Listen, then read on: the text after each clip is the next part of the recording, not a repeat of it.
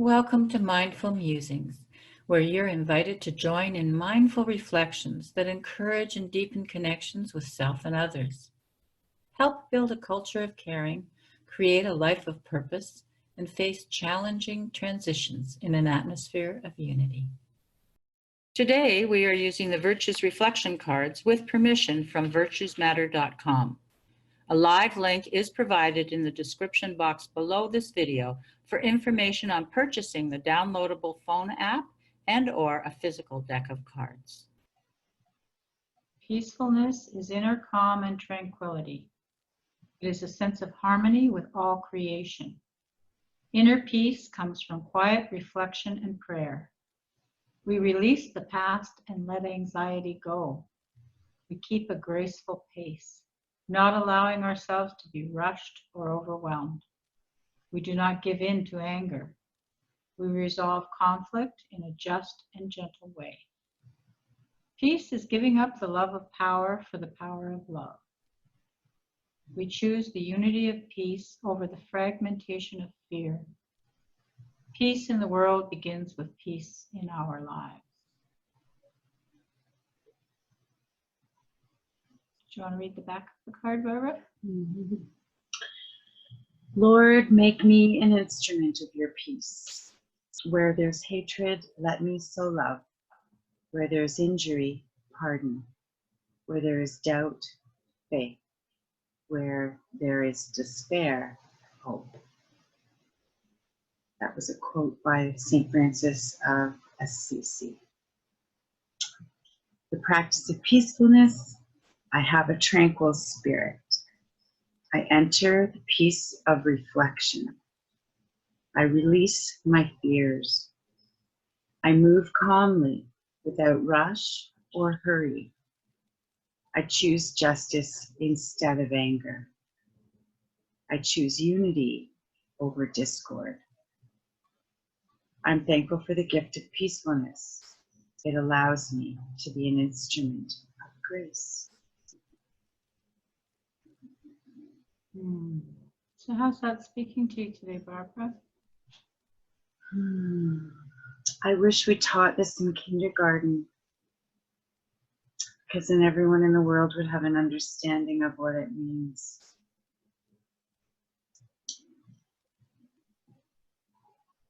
And the line that jumps out at me is, I choose unity over discord. And how difficult that is when you're in the face of the chaos, when you're in the chaos of something. It takes a lot of courage and a lot of detachment and a lot of strength, I think, of both of those things in order to be able to step back, from the emotion of what's happening, in order to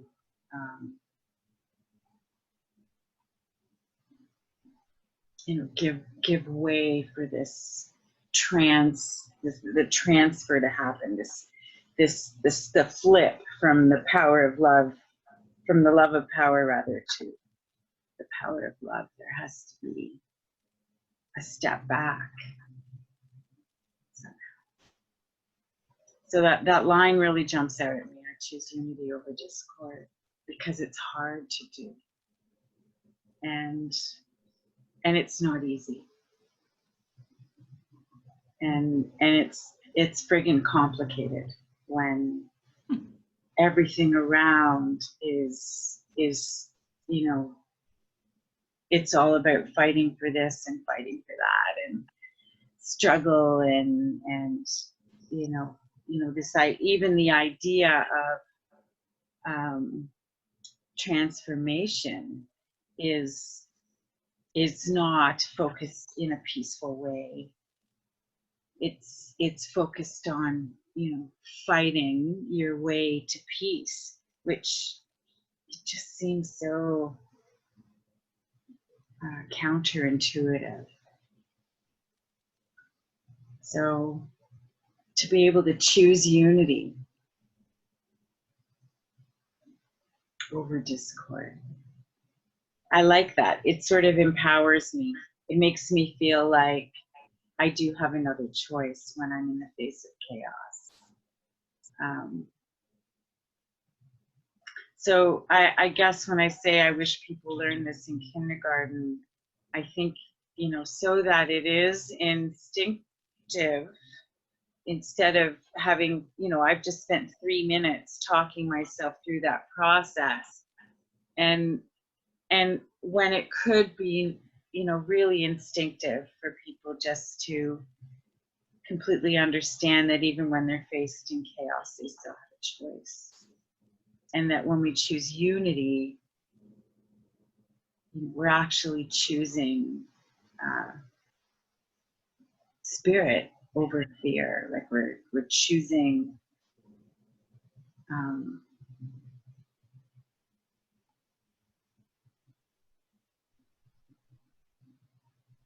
we're choosing calm over chaos.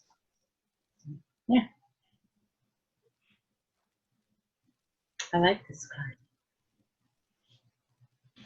Well, I hear your deep discernment and understanding that, you know, when we're presented with this challenge of choosing peace, choosing unity over discord, to sustain peace, that it is a challenge, and that we have these other spiritual gifts that also, if they're not strong, they also get a chance to be strengthened.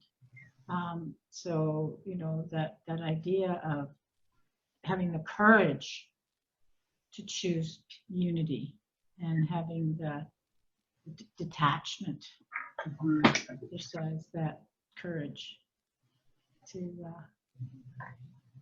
choose the power of love over the love of power. And what a gift it would be for our children if they were all educated to that reality, that it is really possible, right from the early years. And how often I don't know that it's intentionally, you know, people are trying to be protective of their children, teach their children how to be protective of themselves, but more often they're inadvertently taught the opposite. Yeah. And often by teachers who, you know, and parents, whatever teachers they are, be they at school or at home, whose love of power is unfortunately speaking louder to the children than the power of the parents' love. And yet I know it's from the love that the parents are exercising that power. So it is a conundrum. Yeah. To keep it clear. Thank you. How is it speaking to you? So you sort of started in on that a little bit. Yeah, well, and I think too, for many of us, it's this releasing the past and letting anxiety go. How many conflicts continue on because of past injustices, past hurts, past, you know, people where we were in our collective spiritual evolution as humanity, and how many of these struggles go on for decades, centuries, of one people's pitted against another people's, or, you know, the gender biases, all these struggles over our differences, perceived differences, rather than the understanding that we are all flowers in one garden. And that yes, there may be differences amongst us, but how can we, you know, sustain a beautiful garden together Mm-hmm. and coexist peacefully. And a lot of it is to give up, let go of that deep-seated resentment and hate and prejudice that comes from the past. Mm-hmm. Past injustices, because carrying that forward doesn't help. Because the people who perpetrated it are no longer there. So, and then, what is it? Whatever we resist persists. I think that that's an important one too. Mm-hmm.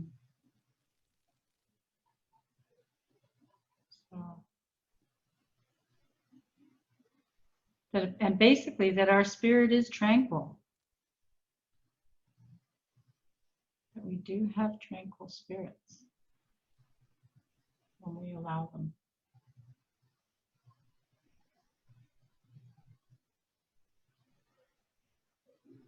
So that's what's speaking to me today. I'm really hearing your appreciation for all the different facets and all the different ways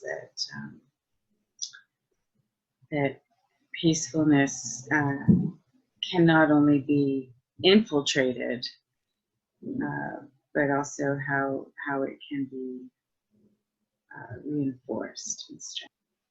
So speaking specifically of our task, how do you think peacefulness is going to help us with our clarity and direction?